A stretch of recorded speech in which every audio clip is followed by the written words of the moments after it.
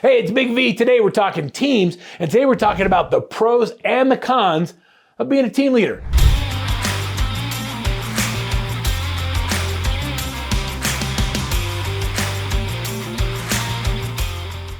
So what does it mean to lead your own team? Why do some people thrive and why do some people dive? How many of you have had this thought? Man, I remember before I started my team, it was so much easier, or I made more money when I was by myself. Well, the reality is, if you have those negative emotions associated with being the leader of a team, is it possible that you don't have the right structure, systems, process, training, and development?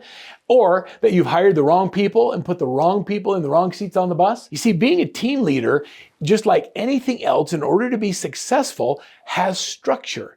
And if you understand what the structure is, you understand how to do it, you're going to find that your life becomes so much better. Let me talk to you just a little bit about what a team leader does. So the team leader's job, number one, is to serve the agents on their team. So when you think about why people start teams, I want you to think about this for a second.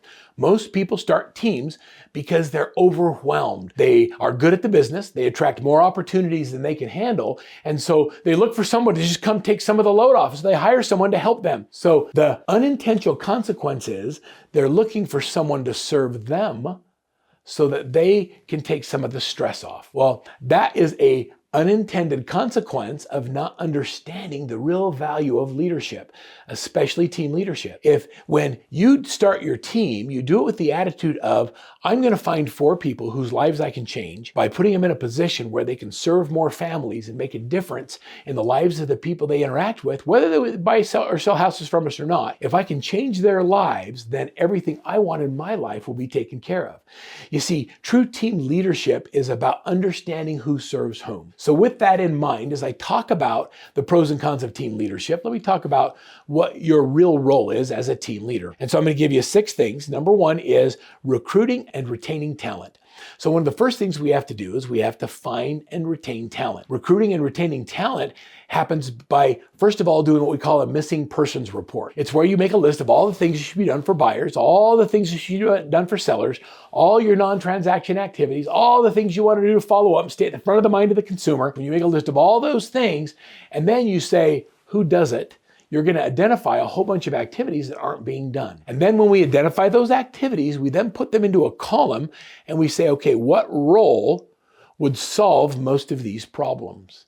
That's called a missing persons report. By doing a missing persons report, we came really clear on what gap is going to be filled by hiring the right person to do that role. The second thing is training and development. Your job as a leader is 2 things.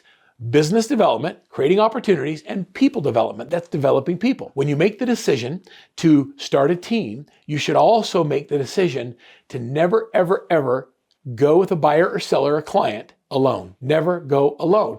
Because every time you meet with someone, it's an opportunity to be developing the next person. So it's business development, looking for new opportunities, and people development, training and development. We have programs like Buyer Agent Mastery, Listing Agent Mastery, Admin Training in our Workman Success training system. And I'll include a link to have access to that. All of these training, we've created a leveraged training department so that we've given you all the tools and resources to develop these A players. But remember, in training and development, the best teacher of real estate is the game.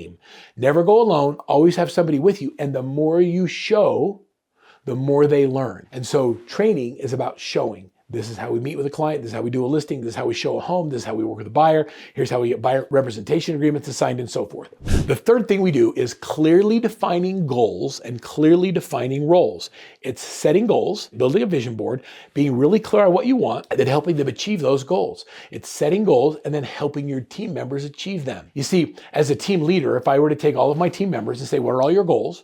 And their goals have financial ramifications. I look at what it takes for them to achieve their goals and the number of transactions they're going to need to do it. And then I look at my goals as a leader and say, are my team's goals consistent with my goals? If not, then we either have to adjust our goals or we have to add additional team members or we have to help develop or push them in believing something is possible that they don't currently realize. So setting goals and tracking progress is an essential part of being an effective leader. Number 4 is the overseeing of transactions. Now, one of the things that happens as you develop team members is we have learned that when team members specialize and create specialty in every role, they're better at the business. Buyer specialists who only work with buyers, show more homes, do more buyer presentations, get more buyer agreements signed. They know what's on the market. They know what they have to do to get their offer accepted in multiple offer situations. They just become better at working with buyers because they are a specialist. Listing specialists, who are oftentimes also the team leaders, they learn how to prospect for listings, create more opportunities, go on more appointments, do more listing presentations. They learn how to price a home effectively, stage a home effectively,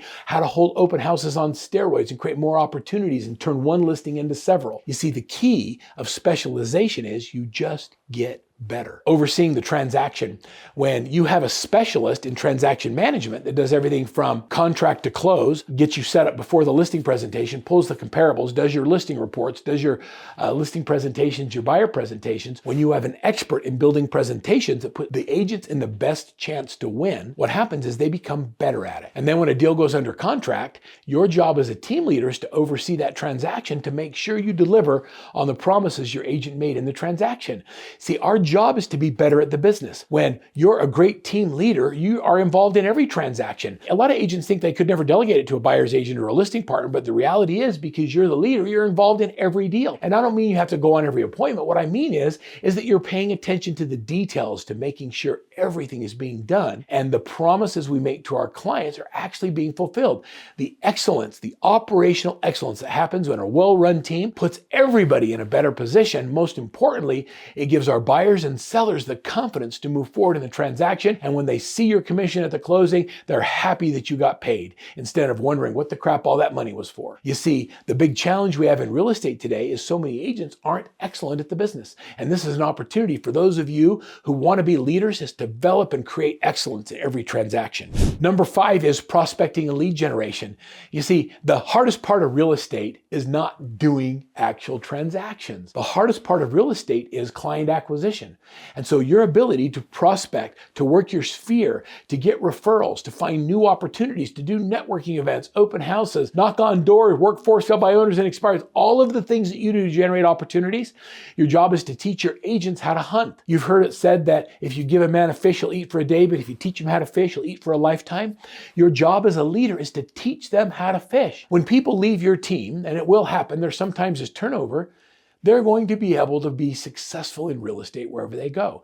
They won't leave you, though, if you continue to pour into them and create opportunities for them to be more successful. And so the last one is accountability.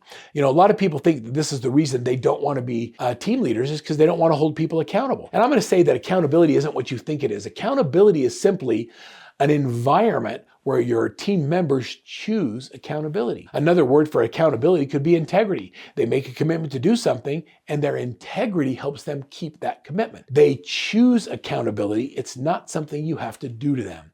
It's all part of your culture, your mission, and the values you set when starting your team. The cons of being a team leader, so let's just talk about that for just a second. I love John Maxwell's quote that says, "He who thinks he leads but has no followers is only taking a walk." Now, are you that kind of team leader? I'm a leader, so you hired a bunch of people, but nobody's following you. They don't show up to huddles, they don't do the work, they don't do the prospecting, they don't do the training videos. Well, guess what?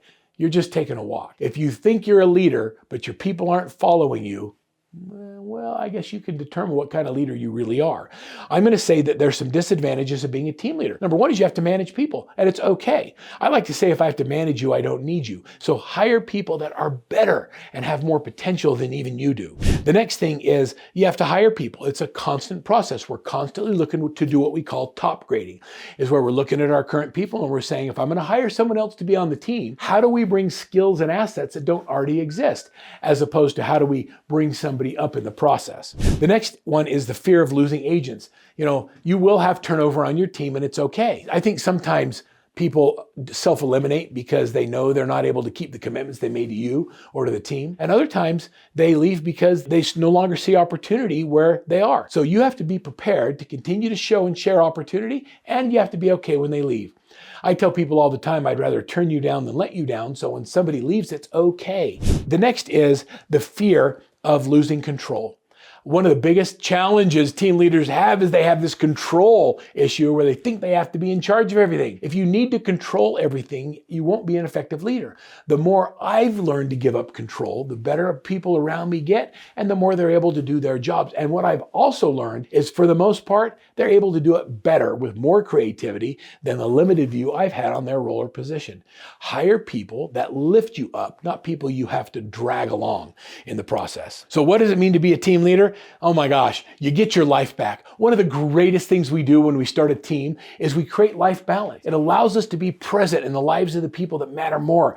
Number two is you're able to provide better services to your clients. I mean, when you're with your kid at a soccer game and your phone's ringing because somebody wants to buy a house, which do you let down? Your child on the soccer team or the client? When you have a team, you don't have to let either down. Somebody else takes that call, gives the client A-level service, and you're able to be physically present and not even have to look at your phone when it rings. You give better service to your clients. You have better interaction with the lives of the families and the people you care about. You have specialists in the business, which means you give a more specific level of care to your clients. It's much higher, and it gives you the ability to gain market share. We don't create any new opportunities. All we do is take other people's. And so you put yourself in a position to gain market share and go after business. And then you take advantage of the downward pressure on commission because you have the ability to do a lot more transactions. There's so much turmoil in real estate today. Having a team is the only resource.